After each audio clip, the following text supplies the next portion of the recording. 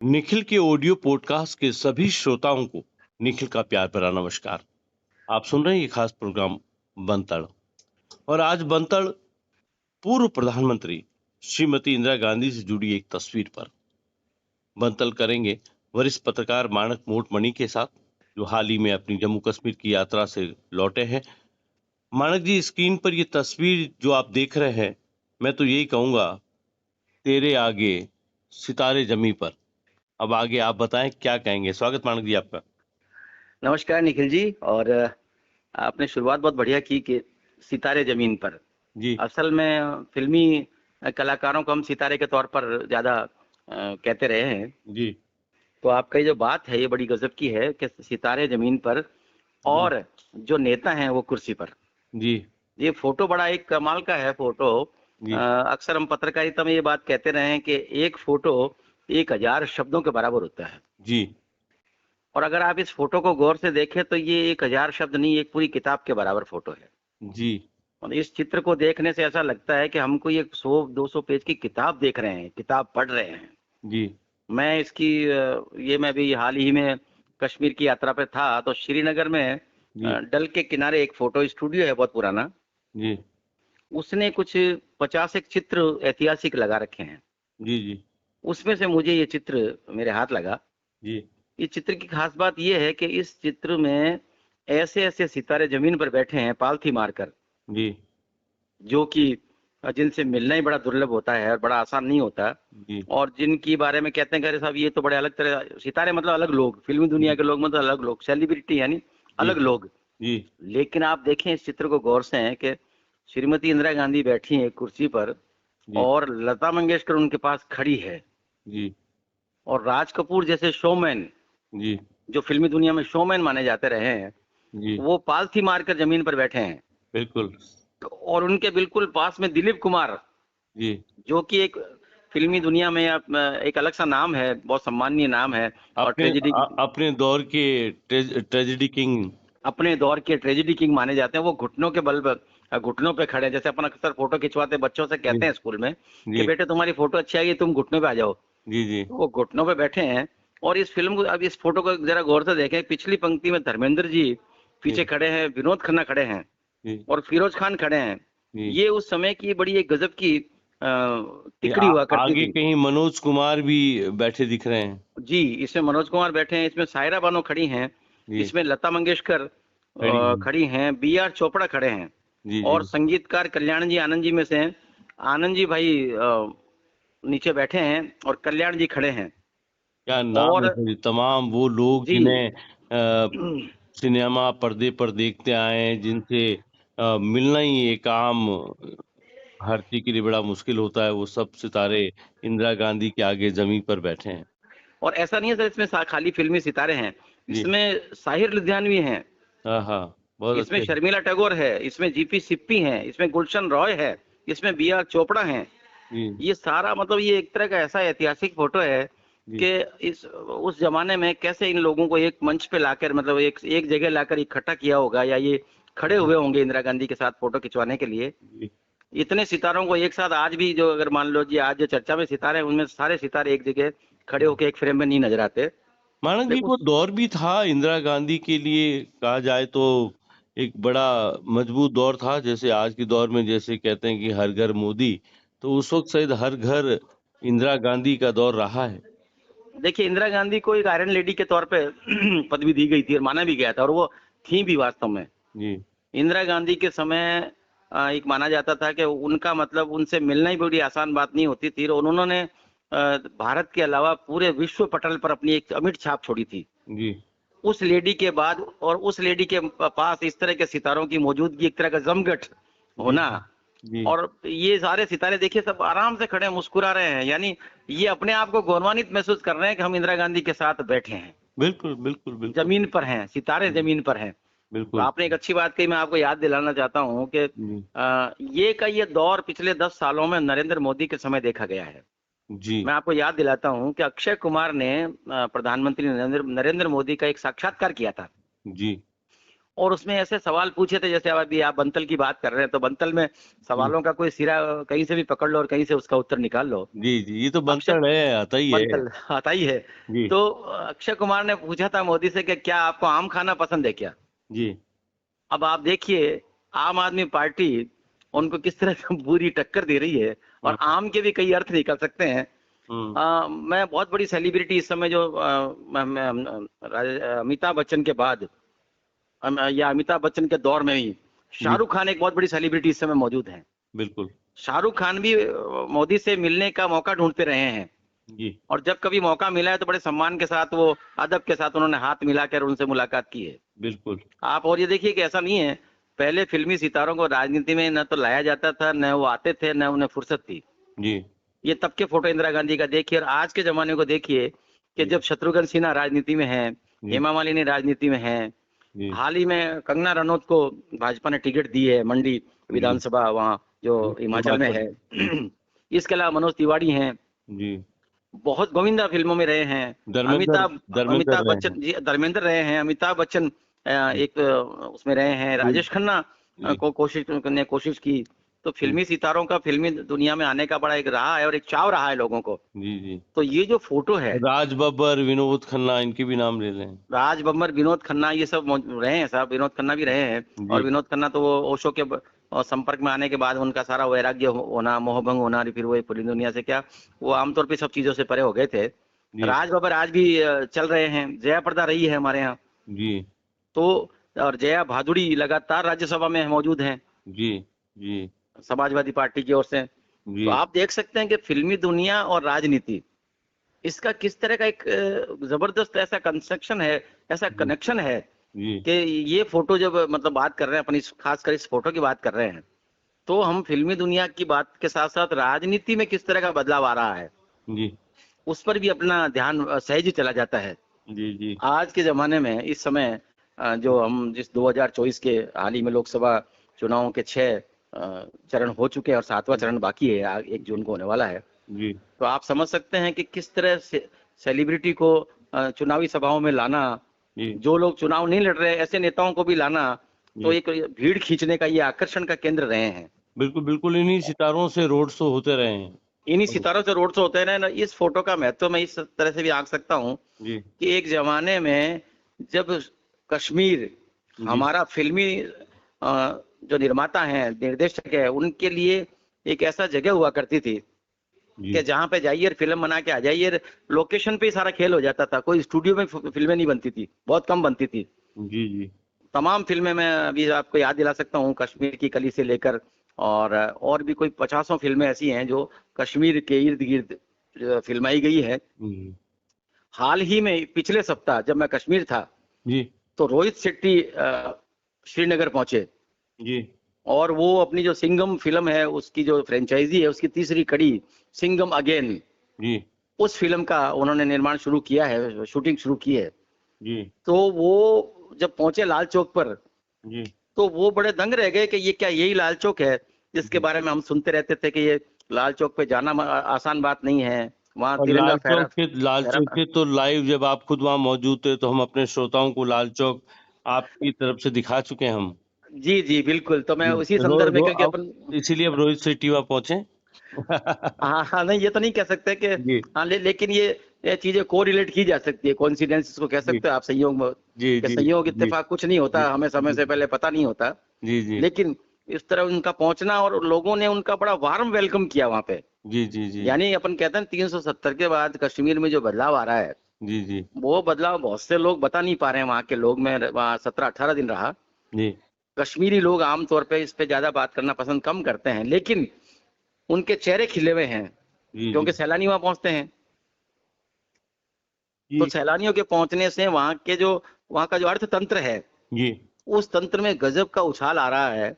नहीं, और बिल्कुल रोहित टूरिज्म शेट्टी ने, बेस्ड वहाँ की जी इकोनॉमी जी रही है जम्मू कश्मीर में। ये डल झील का ले लें आप, या कश्मीर का वो हिस्सा ले लें जहाँ पर पर्यटकों के लिए कहते हैं धरती का स्वर्ग जी कश्मीर को कहा जाता है। तो पर्यटक खूब थे, लेकिन बीच में ये सारी पत्थरबाज, ये आतंकी घटनाएं, ये हर रोज का विस्फोट, धमाके, तो कहीं न कहीं भारत के अन्य हिस्सों में रहने वाले लोग सहम गए थे कि कश्मीर नहीं जाए, इसलिए दूसरी तरफ उत्तराखंड की तरफ देख लीजिए आप, जी उधर जी। मुंबई की तरफ देखिए, या फिर बाहर मैं कहीं बताऊं और आपको कि टूरिस्ट बड़ा। हाल के पिछले 2 दशक में जी स्विट्जरलैंड, जी पटाया जी और उस तरफ ये फिल्मों की शूटिंग के जी लिए सितारों का चाव बढ़ा फिल्मी, क्योंकि वो कश्मीर जाना बंद हो गया था।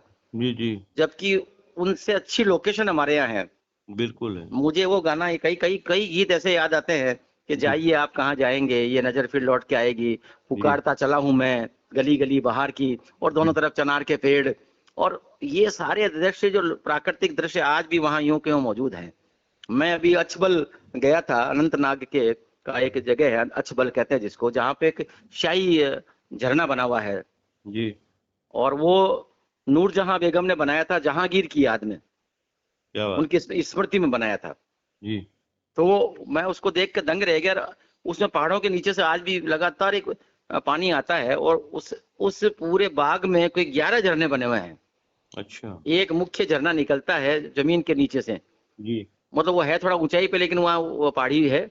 और जी वहां से वो झरना एक झरने में आता है, वहां से 3 झरनों में जाता है, और वहां से 6 झरनों में जाता है। और इस तरह करके वो करीब 11 झरनों से होते हुए और आगे निकलता है। और वहाँ बारादरी बनी हुई है, जहाँ पे उस समय के लोग जो बैठे थे, ये मुगल काल में बना हुआ है। जी जी तो जब जब मैं शालीमार गार्डन की बात करता हूँ, श्रीनगर में जो है, जी जिसके अधीन निशात बाग और ये दोनों बाग आ जाते हैं, जी मुगल गार्डन, तो जी ये भी, अचबल भी उसमें एक हिस्सा है। जी जी इसी तरह एक हिस्सा वहां पे है दूध पाथरी एक गांव है, जी, जहाँ पे पानी जो दूध की तरह नजर आता है, मतलब बिल्कुल जैसे आप हाथ में लोगे तो लगेगा दूध है ये, सफेद की तरह। सफेद। हम्म अरहर बल जगह का नाम है उसके पास में, दूध पाथरी के हम्म पास। तो प्राकृतिक प्राकृतिक जो लोकेशंस हैं हम्म वो हम्म। कमाल की हैं। और मेरा तो ये सोचना रहा है कि कश्मीर को एक बार फिल्मी दुनिया को नए सिरे से एक्सप्लोर करने की आवश्यकता है। नहीं, वो गाना भी तो है ना, पानी रे पानी तेरा रंग कैसा। पानी रे पानी तेरा रंग कैसा, और जिसमें मिला तो लगे उसके जैसा। हाँ, तो ये चीन के बॉर्डर पे जाएंगे तो वहां की जो पानी है ये बिल्कुल नीला सा है, आप ये बता रहे हैं पानी बिल्कुल दूध सा जी। है ना। तो जी, मैं ये महसूस करता हूँ कि बराबर अपन, क्योंकि आज सारा अपनी बातचीत का जो बनतल का केंद्र बिंदु है, ये तस्वीर है, तस्वीर है और जो जो इंदिरा गांधी से जुड़ी है। और जो इंदिरा गांधी से जुड़ी है। जी और वो बाकायदा काला चश्मा पहने और जी फोटो खिंचवा रही है। जी आप देखिए, इस तरह के फोटो सेशन अब नहीं होते हैं। जी अब फोटो सेशन का जमाना समाप्त हो गया, जी जी जी क्योंकि अब सेलिब्रिटी भी ये सारे इकट्ठे करने एक मंच पे आ जाए, बड़ा आसान नहीं होता है। जी जी क्योंकि हर सेलिब्रिटियों में भी एक कुछ गुट बने हुए हैं, 4 सेलिब्रिटी एक साथ रहेंगे, 5 एक साथ रहेंगे, कहीं ये 4 नजर आएंगे। वो उस मंच पे जा रहा है तो मैं उस मंच पे नहीं जाऊंगा। जी आपको याद हो तो आमिर खान कभी ये इस तरह के प्रोग्रामों में, ये पुरस्कार वितरण और ये जो प्रोग्राम होते हैं, इसमें नहीं जाया करते थे। पहली बार वो नेटफ्लिक्स पर दिखे हैं, ये कपिल शर्मा के शो में। जी जी वो कभी मंचों पे नहीं जाते थे इस तरह पुरस्कार समारोह में, जी फिल्म फेयर के या जो भी सालाना समारोह इनके होते हैं। जी तो फिल्मों को लेकर मैं कह रहा हूँ, वो जो एक दशक था साहब, 60 का दशक, 70 का दशक, उस दशक में जो चाव था, जी मतलब मैंने पढ़ा है, काफी कुछ मैंने पढ़ने की कोशिश की है, कि 1,500 रुपए में फिल्म बन जाती थी, 2,000 में फिल्म बन जाती थी, जी 1,500 रुपए या 15 रुपए में अभिनेताओं ने काम किया है। किसी ने कहा मुझे 5 रुपए मिले थे, किसी ने कहा मुझे 20 रुपए मिले थे। जी तो जी आज जब हम करोड़ों की बात करते हैं, 700 करोड़ में फिल्म 2,000 करोड़ का बिजनेस कर रही है, 200 करोड़ में फिल्म बन रही है, आप देखिए कितना एक 50 साल में, 60 साल में बदलाव आ गया है फिल्मी जी दुनिया में। जी और जो लोग सितारों को देखने के लिए लालायित रहते थे, जी आज वैसा लालच अभी समाप्त हो गया, क्योंकि वो एक चाव समाप्त हो गया है। सोशल मीडिया ने सितारों को इतना ज्यादा उपलब्ध करवा दिया है जी जी। कि वो अपने नेटफ्लिक्स पे, वेब सीरीज में, इन पे अपने बेडरूम में देख के फिल्में देख रहा है, सिनेमा हॉल भी नहीं जा रहा वो। इस तस्वीर को मानिए कि अगर अपन देखें कि इंदिरा गांधी जिस कुर्सी पे बैठी हैं और तमाम सितारे जो नीचे बैठे हैं, जमीन पर हैं, इनमें से कौन-कौन से ऐसे चेहरे आपको दिख रहे हैं जिनको बाद में राजनीति रास आ गई? देखिए, इसमें एक तो विनोद खन्ना है, जी, एक धर्मेंद्र हैं। जी, ये 2 नाम इसमें बहुत बड़े हैं जो राजनीति में आए हैं। जी, जी, अन्यथा तो इसमें कोई राजनीति में ज्यादा कोई, मुझे इसमें कोई ज्यादा चेहरा बिल्कुल नजर नहीं आ रहा। जी, इसमें राजेंद्र कुमार भी है, देखिए आप, वो बहुत गौर से देखेंगे तो नजर आएगा। जी, जो जी, कि जुबली स्टार हैं, जिनकी 25 फिल्मों ने और जुबली बनाई थी। और जुबली उस समय होता था 25 सप्ताह फिल्म चलना। जी जी आजकल फिल्म शुरू होती है शुक्रवार को और रविवार को उसका आंकड़ा आ जाता है और 5वें दिन वो उतर जाती है और 5 दिन में 700 500 200 करोड़ का व्यवसाय करके वही बता देती है। बिल्कुल बिल्कुल बिल्कुल। तो ये फोटो अपने आप में वास्तव में और मुझे बड़ा अच्छा लग रहा है कि आपने इस फोटो को मैंने तो आपको एक रूटीन के तौर पे इसे देखने के लिए भेजा था, लेकिन आपने इसमें गहराई को ढूंढा। नहीं, लेकिन चूंकि ये इसलिए ढूंढा कि इंदिरा गांधी की ताकत उस वक्त जो थी, या इंदिरा गांधी का जो जादू जो सर चढ़ कर बोलता था। मुझे याद है जब छोटे थे तो गली में, आजकल तो डिजिटल प्रचार प्रसार होने लग गया नेताओं का, पहले एक टैक्सी के ऊपर एक भोंपू बांध दिया जाता था और जी मोहल्ले का कोई एक आदमी, उस पर एक डिवाइस होती थी, उस पर हाथ में माइक होता था, बैठ के बोलता जाता था। हाँ, जी जी तो जी वो जी। जब गली से गुजरता था तो मुझे अभी भी वो बचपन का वो याद है। चुनावों में तो वो एक वो बोला करते थे कि न जात पर न पात पर, इंदिरा हाँ जी की बात पर मोहर लगेगी हाथ पर। तब ईवीएम नहीं होते थे, मोहर लगती थी। तो वो जी सुना है हमने, न जात पे न पात पर, इंदिरा जी की बात पर मोहर लगेगी हाथ पर। तो इंदिरा गांधी के नाम पर वोट पड़ते थे। जैसे आज कहते हैं ना, मोदी के नाम पर लोग चेहरा नहीं देख रहे हैं। हम राजस्थान की राजनीति में बात करें तो जी। 25 सांसदों में ऐसा कोई सांसद नहीं जो ये कह दे कि उसने अपने कद पर हम्म। 19 जी का चुनाव जीता है, या 23 का, ये जो 24 का चुनाव है ये जीत जाएंगे। जी। ये तो मोदी जी ने भी कहा कि सब भूल जाइए, मेरा हाँ चेहरा मैं हूं। तो हाँ। लोग मोदी चेहरा देकर वोट देते थे। वो दौर था जब लोग इंदिरा के नाम पर वोट देते थे। जी, तो आप ये देखिए कि अपने 75 वर्ष की आजादी के जी जो सुनहरा दौर निकला है, उस दौर में दो ही ये लोग ऐसे नेता हुए हैं जी जी। जिनकी छवि लार्जर देन लाइफ हो गई है। बिल्कुल बिल्कुल सही। मतलब ये अपने नाम से बड़े हो गए, बिल्कुल अपने बिल्कुल। जगह से बड़े हो गए, स्थान से बड़े हो गए, अपने कद से बड़े हो गए। जी जी तो ये बहुत एक महत्वपूर्ण विषय है इस समय। और इस फोटो को अपन इससे जोड़ सकते हैं जी कि आपको याद हो तो एक बार प्रधानमंत्री मोदी ने भी कुछ फिल्मी सितारों के साथ और बातचीत की थी। जी। एक छोटा सा कोई गोष्ठी था, विचार गोष्ठी, उसमें शाहरुख बिल्कुल खान भी थे और भी कई कलाकार थे। बिल्कुल बिल्कुल थे। तो आप समझ सकते हैं कि फिल्मों का और राजनीति का एक तरह से चोली दामन का साथ रहा है। बिल्कुल। लेकिन इस समय जो अपन बात कर रहे हैं आयरन लेडी जी और एक ही नाम मोदी, जी ये दो राजनीति के ऐसे पुरोधा नेता हो गए हैं जी। कि जिनका जो आभा मंडल है, जो इंदिरा गांधी को आयरन लेडी कहते थे बिल्कुल कहते थे। और और उनका प्रधान जो आभा मंडल था वो वाकई बहुत बड़ा था। सिर्फ हिंदुस्तान में नहीं, हिंदुस्तान के बाहर में भी इंदिरा गांधी एक बड़ी चर्चित नेता रही अपने दौर की। जिस तरह से आज मोदी हैं, कि कभी जी आज मोदी को कहीं पर भी चले जाइए, आप विदेशों में भी जाइए तो कहते हैं, पढ़ते रहें और सुनते रहें, देखते रहें कि मोदी नाम का एक जबरदस्त क्रेज है जी हिंदुस्तान जी। के बाहर भी। मैं भी मोदी तू भी मोदी। और जी जी ये इंदिरा जी के लिए तो ये था साहब कि कांग्रेस का मतलब ही मोदी थी, इंदिरा गांधी हो गई इंदिरा थी एक गांधी। समय जी बिल्कुल कि बिल्कुल कांग्रेस मतलब इंदिरा गांधी है। बिल्कुल बिल्कुल। कांग्रेस आई यानी इंदिरा, जी आई कांग्रेस इंदिरा। यानी इंदिरा। जी जी तो ये लोग मतलब पार्टी से भी बड़े हो जाना और जी कई ये देश से बड़े हो जाते हैं एक तरह से नेता लोग। जी। और आज कांग्रेस किस स्थिति में आ गई मानक जी? आज तो जो स्थिति है उसको तो उसकी कोई व्याख्या करना इस समय मौजूद नहीं रहा रहेगा, क्योंकि चुनाव भी समाप्त होने जा रहे हैं, हो चुके हैं जी लगभग। जी जी। लेकिन आप देखिए एक तस्वीर है जो आपने और हमने जैसे लोगों ने जिन्होंने जीवन के 6 दशक किए हैं पूरे, जी उन लोगों ने एक ऐसा कालखंड देखा है जी और उसमें इतना बदलाव देखा है जी कि ये बदलाव संभवतः आने वाली पीढ़ियों को शायद नसीब न हो देखने के लिए। जी जी कि हम लोगों ने लैंडलाइन फोन से शुरुआत करके, जिनके घरों में पूरे गांव में एक लैंडलाइन फोन होता था और पीपी नंबर देते थे, पूरे जो दिसावरी करते थे वो वहां पे फोन करते थे कि पीपी नंबर दे देते थे, छपवाते जी थे जी लेटर पैड पे। जी और आज हम सबके जेब में एक मोबाइल है जिसमें हम सीधी वीडियो से बात करते हैं, हमें किसी के सहारे की जरूरत नहीं है। जी जी तो ये भी एक संचार के माध्यम में भी जबरदस्त बदलाव आया साहब। जी मैं मानता हूं कि आप जो ये पॉडकास्ट आपने शुरू किया है, जी मैं इस पॉडकास्ट पे 1 मिनट बोलना चाहता हूँ जी। कि पोड लोग अब धीरे धीरे देखना भी कम पसंद करने लगे हैं, सुनना वापस पसंद कर रहे हैं। बिल्कुल रेडियो का दौर है। और जब हम पत्रकारिता में थे तो जब पढ़ाई करते थे कॉलेज में, तब ये चीज सिखाया गया था कि कम्युनिकेशन के 3 तरीके हैं, या जी तो जी जी सुनना, या देखना, और जी। या फिर बोलना। आप देखिए साहब, तो अमीन सयानी का नाम देखिए, वो अपनी आवाज से ही जो दुनिया में पहचाने गए। बिल्कुल बिल्कुल, उनकी और बिना ऐसे का बहुत गीतमाला जी आज भी याद है। जी जी जी। तो मैं मानता हूं कि रेडियो का दौर फिर से लौट आया है। जी जी। ये एफएम क्या कुरुक्षेत्र है? का जी कुरुक्षेत्र का पूरा जो युद्ध था वो संजय ने धृतराष्ट्र को, संजय ने ही दिखाया था। जी जी जी। वो हाँ, भी घर बैठे। वो मुझे लगता है कि सबसे पहला पॉडकास्ट था।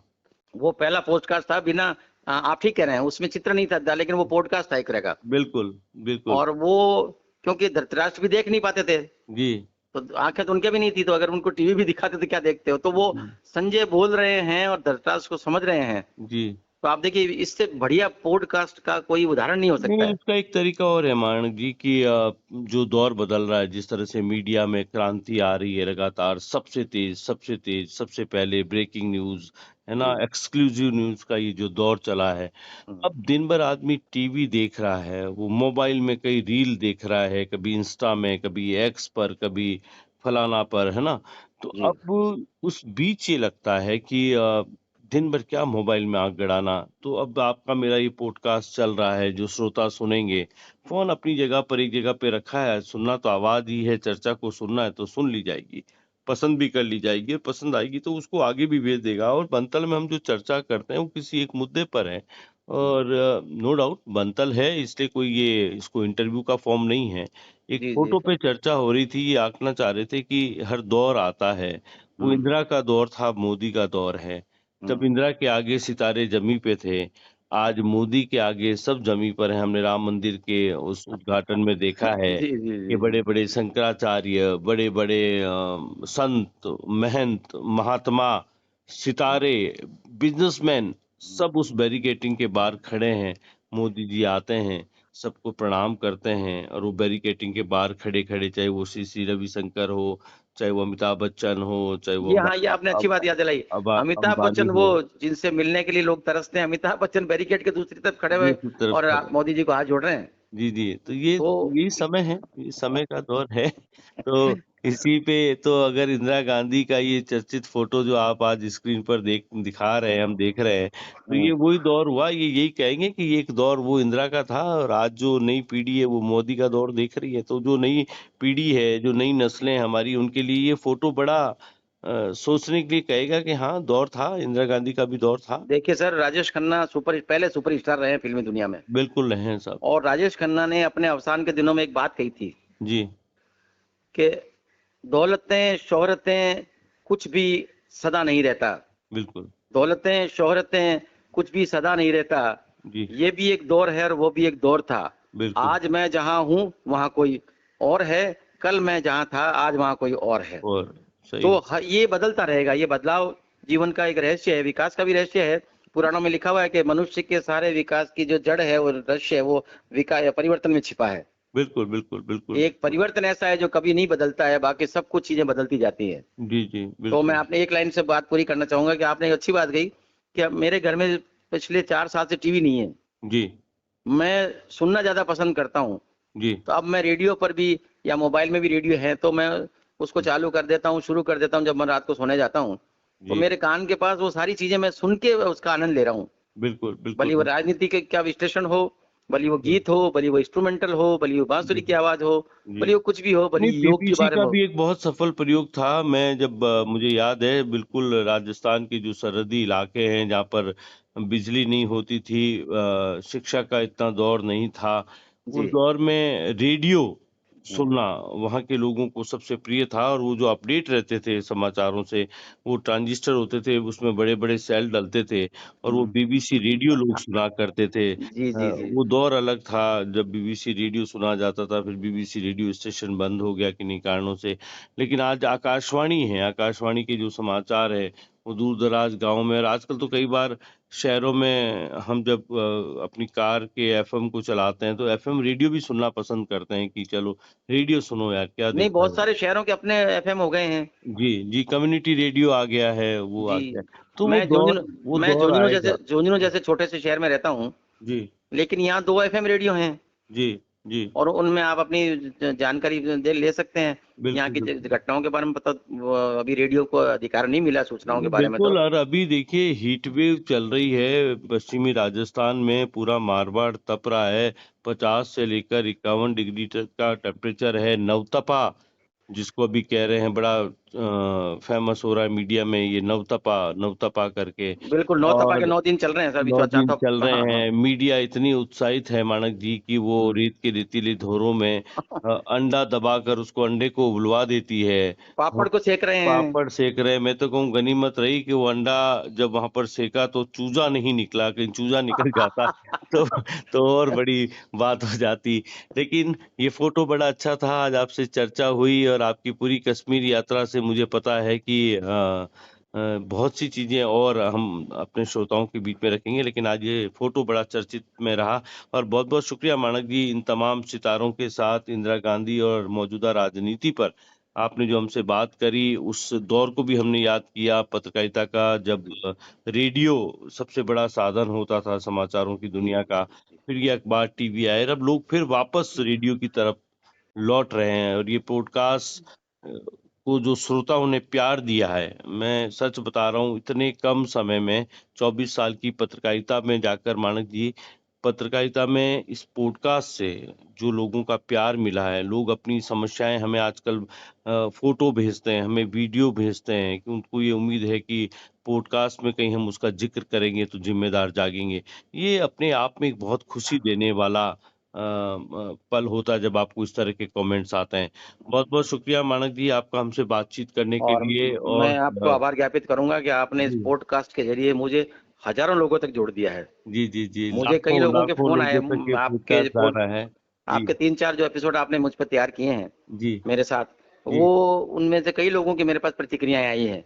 जी जी कई लोगों ने मुझे यही कहा कि यार आप कश्मीर कब चले गए, हमें पता ही नहीं चला, अरे कश्मीर घुमाए, वहाँ का जी मौसम कैसा है। तो जी इसका जो प्रभाव है पॉडकास्ट का, मैं जी। इसको महसूस कर रहा हूँ जी। नहीं, बहुत और बहुत इसका शुक्रिया। सबसे अच्छी बात ये रही कि इस पॉडकास्ट से जो मानक जी, जाते जाते कहूंगा कि कश्मीर को जिस तरह से आपने वहाँ लाल चौक पर खड़े होकर, डल झील पर खड़े होकर जो कश्मीर आपने दिखाया, तो वो जी जी भारत के उन लोगों को जिन्होंने कश्मीर को, उसमें मैं भी शामिल हूँ, जी। जिन्होंने कश्मीर को मैं क्या कहूँगा, धमाकों एक के सायों नए में नए देखा रूप में, है, नए रूप में जी, नए दहशत रूप में में कश्मीर को देखा है। उस जी दहशतगर्द कश्मीर से निकलकर जो कश्मीर, खूबसूरत कश्मीर आपने दिखाया है, जी। वो बड़ा वाकई देखने लायक था। बहुत बहुत शुक्रिया मानक जी आपका हमसे बातचीत करने के लिए। Thank you thank Nikhil. You, thank you.